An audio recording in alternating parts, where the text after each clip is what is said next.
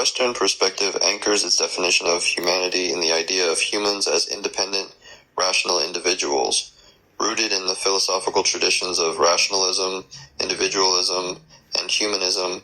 This view has long prioritized the individual, championing free will and the pursuit of self-actualization.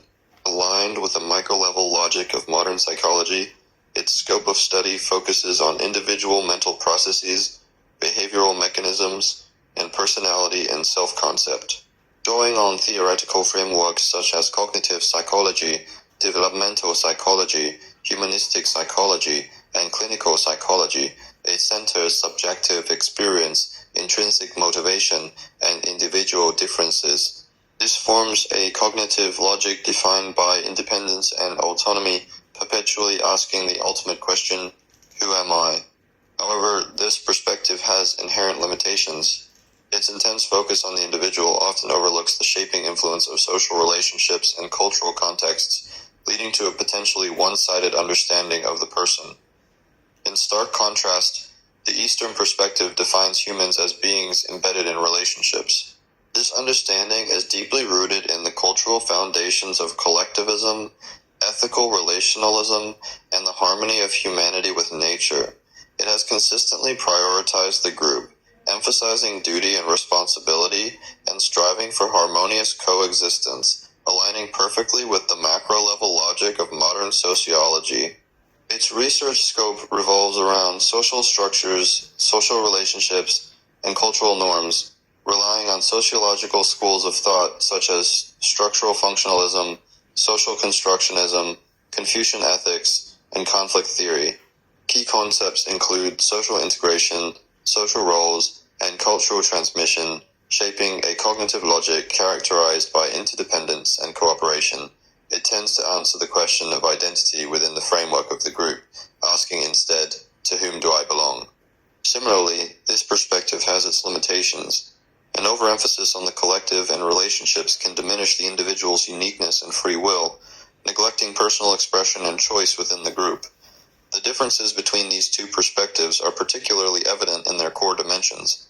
Regarding identity formation, the Western logic holds that the individual precedes the group, asserting that individual value exists prior to the collective.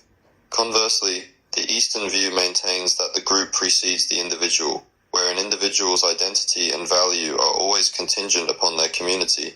In terms of value priorities, the Western perspective emphasizes the realization of personal rights and achievements, with self-fulfillment as the central goal. The Eastern view, however, prioritizes group harmony and responsibility, upholding the maintenance of collective order and the fulfillment of social obligations as core principles. In explaining behavior, the Western tradition tends to interpret actions through the lens of individual will and rationality, seeing behavior as the result of autonomous choice. The Eastern approach, by contrast, prefers to understand actions within the context of social roles and relationships, placing individual choices within the framework of a larger network of connections. These two perspectives are not mutually exclusive. Through interdisciplinary integration, they form a complementary and symbiotic system of understanding. The development of cross-cutting theories such as social psychology, cross-cultural psychology, and cross-cultural sociology has broken down the barriers between the Western and Eastern views, uniting the micro-level psychology of the individual with the macro-level structure of society. Classic research topics like conformity behavior, school bullying, suicide, and cross-cultural personality differences exemplify this integration, examining both the influence of individual psychological traits on behavior and the shaping power of social environments and cultural norms. This fusion has also demonstrated significant practical value in the field of mental health. There is growing recognition of the impact of social support networks on psychological well-being, moving beyond an isolated view of individual mental health issues.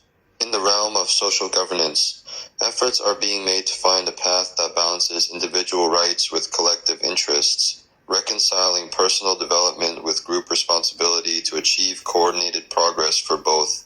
Ultimately, by integrating the dual perspectives of East and West, we arrive at a comprehensive understanding of human nature. In terms of core attributes, humans possess biological nature, social nature, and conscious nature.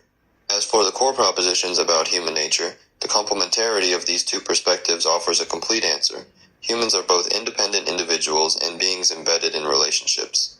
Human behavior is not driven by a single factor, but is the result of the combined effects of rationality, emotion, culture, and society.